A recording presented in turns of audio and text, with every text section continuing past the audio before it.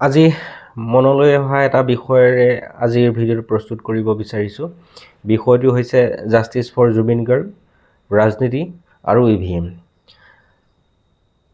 কি দেখিছোঁ আমি বৰ্তমান সময়ত জুবিন গাৰ্গ দেৱৰ মৃত্যুৰ পিছৰ পৰাই ৰাজনীতি, কেৱল ৰাজনীতি। দিনসমূহ যিমান বাগৰি গৈ আছে, ৰাজনীতিৰ প্ৰকোপটো সিমানেই বাঢ়ি গৈ আছে। কোনে ৰাজনীতি কৰা নাই? প্ৰত্যেকটো দলেই ৰাজনীতি কৰিছে। প্ৰত্যেক ৰাজনীতিৰ লগত জড়িত প্ৰত্যেকজন ব্যক্তিৰ ৰাজনীতি কৰিবলৈ বিচাৰিছে। ইজনে সিজনৰ গালৈ দুখ ঠেলি দিছে, সিজনে ইজনৰ গালৈ দুখ ঠেলি দিছে, বিভিন্ন ধৰণৰ ফটো দেখুৱাইছে আৰু এওঁৰ লগত এনেকুৱা সম্পৰ্ক, তেওঁৰ লগত এনেকুৱা সম্পৰ্ক, এনেকুৱা ধৰণৰ ৰাজনীতি দিনক দিনে বাঢ়ি যাবলৈ ধৰিছে। কেৱল ৰাজনীতি, যিটো কিন্তু জুবিন গাৰ্গ দেৱে একেবাৰেই বেয়া পাইছিলে।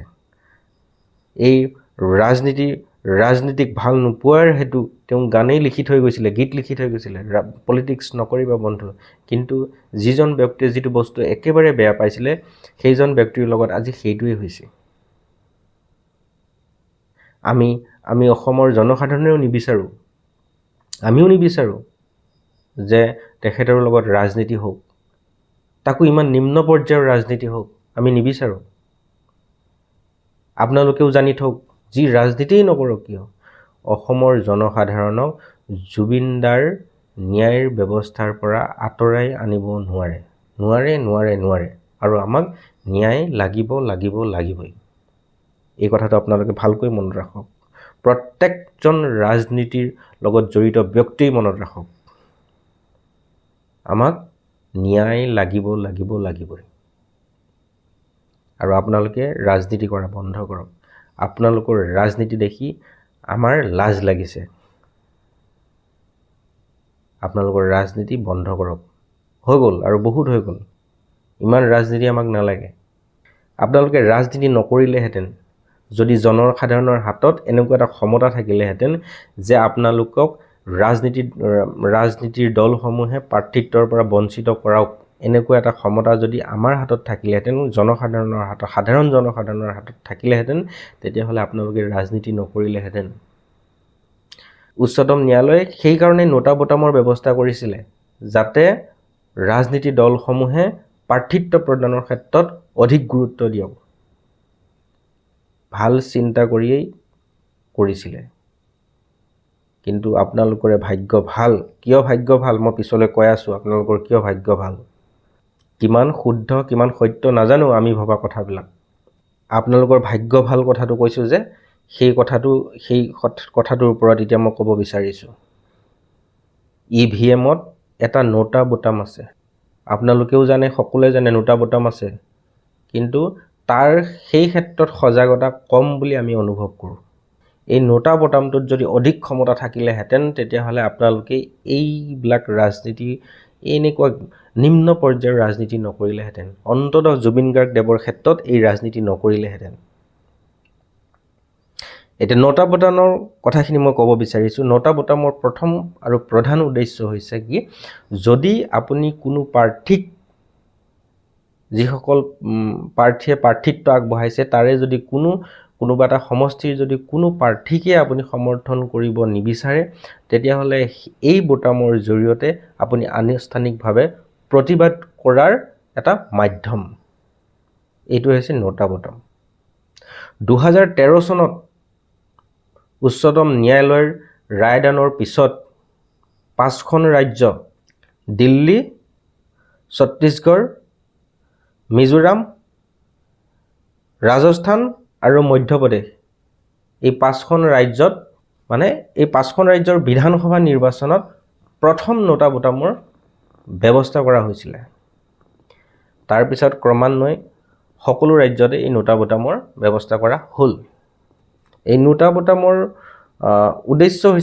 প্ৰধান উদ্দেশ্য হৈছে কি, ৰাজনৈতিক দলসমূহে যিসকল প্ৰাৰ্থীক উপস্থাপন কৰিব বিচাৰিছে, সেই উপস্থাপন কৰা প্ৰাৰ্থীসকলৰ প্ৰতি ভোটাৰসকলৰ যদি অসন্তুষ্টি থাকে, সেই অসন্তুষ্টি প্ৰকাশ কৰাৰ এটা মাধ্যম হৈছে নোটা বোতাম। নোটা বোতামৰ মাধ্যমেদি আমি এই অসন্তুষ্টি প্ৰকাশ কৰিব পাৰোঁ।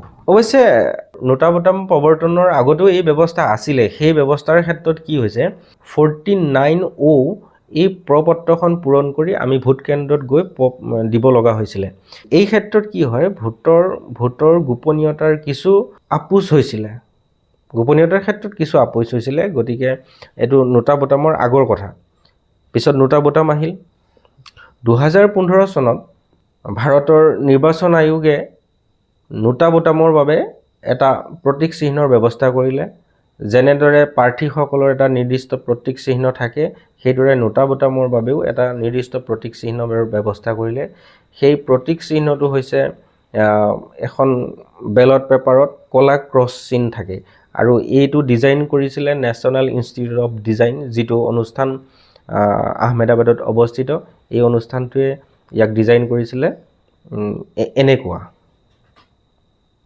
এনেকুৱা প্ৰতীক এটা থাকে আৰু নোটা বুটামটো ইভিএমৰ পেনেলৰ একেবাৰে শেষত থাকে প্ৰাৰ্থীসকলৰ তালিকাৰ একেবাৰে শেষত থাকে নোটা বুটামটো আৰু চিহ্নটো এইটো চিহ্ন নোটা বুটামৰ ভোট প্ৰত্যাখ্যান কৰাৰ অধিকাৰ দেখা যায় যদিও নোটা বুটামৰ ভোটে ঋণাত্মক ভোটাধিকাৰো দেখা যায় কাৰণ নোটা বুটামৰ ভোট গণনা কৰা হয় যদিও ইয়াক বৈধ হিচাপে গণ্য কৰা নহয় অবৈধ হিচাপেহে গণ্য কৰা হয় গতিকে আমি ইয়াৰ নোটা বুটামৰ বৰ বিশেষ প্ৰভাৱ নিৰ্বাচন বা ইয়াৰ ফলাফলত নপৰে আমি পৰে বুলি ধৰিব নোৱাৰো এইটোৱে হৈছে আপোনালোকৰ ভাগ্য ভাল এইটো হৈছে ভাগ্য ভাল আপোনালোকৰ যিসকল ৰাজনীতি কৰি আছে যিসকলে ৰাজনীতি কৰিব বিচাৰিছে তেওঁলোকক কৈছো এই নোটা বুটামৰ ভোট যদি গৰিষ্ঠ সংখ্যকো হয় তেতিয়া হলেও পুনৰ নিৰ্বাচন যে হ'ব লাগিব তেনেকুৱা কোনো কথা নাই বা পূৰ্বতে যদি সেই প্ৰাৰ্থীক প্ৰত্যাখ্যান কৰিছে নোটা বুটামৰ মাধ্যমেৰে গৰিষ্ঠ সংখ্যক লোকে সেই পুনৰ নিৰ্বাচন হলেও সেই প্ৰাৰ্থীসকলে যে প্ৰাৰ্থিত্ব আগবঢ়াব নোৱাৰিব তেনেকুৱা কোনো কথা নাই এয়াই হৈছে আপোনালোকৰ ভাগ্য ভাল যদি নোটা বুটামত যদি গৰিষ্ঠ সংখ্যক ভোট প্ৰদান কৰাৰ পিছত যদি আপোনালোকৰ ওপৰত কিবা প্ৰভাৱ পৰিলেহেঁতেন তেতিয়াহ'লে আপোনালোক নিশ্চিতভাৱে সংযম হ'লেহেঁতেন কিন্তু আপোনালোকৰেই ভাগ্য ভাল আপোনালোকে এতিয়া সেই গৰিষ্ঠ সংখ্যক ভোট পোৱাৰ পিছতো যদি নোটা বুটামৰ প্ৰাধান্যটো কমি আছে গতিকে সেয়ে আপোনালোকৰ ভাগ্য ভাল যোৱা অসমৰ যোৱা বিধানসভা ইলেকশ্যনত 2021 কথা কৈছো 2021 চনত নোটা বুটামত ভোট পৰিছে কিমান 2,19,568 মোৰ যদি ভুল হোৱা নাই ইমান সংখ্যক ভোট পৰিছে নোটা বুটামত চাওক 2 লাখ বাকিখিনি বাদ দিছো 2 লাখ মানুহেই আপোনালোকৰ ওপৰত অসন্তুষ্টি চিন্তা কৰক যদি নোটা বুটামৰ যদি প্ৰাধান্য অধিক হলহেঁতেন হয়তো আৰু পৰিলহেঁতেন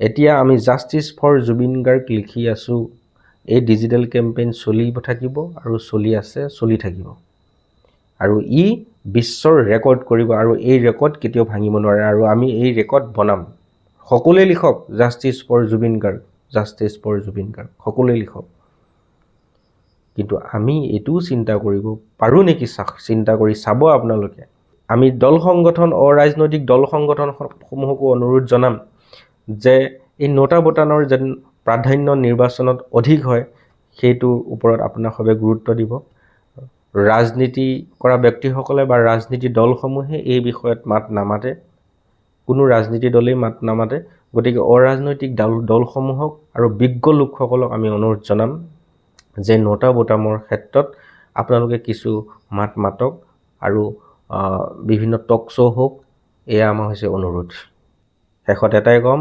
জাষ্টিস ফৰ জুবিন গাৰ্গ ধন্যবাদ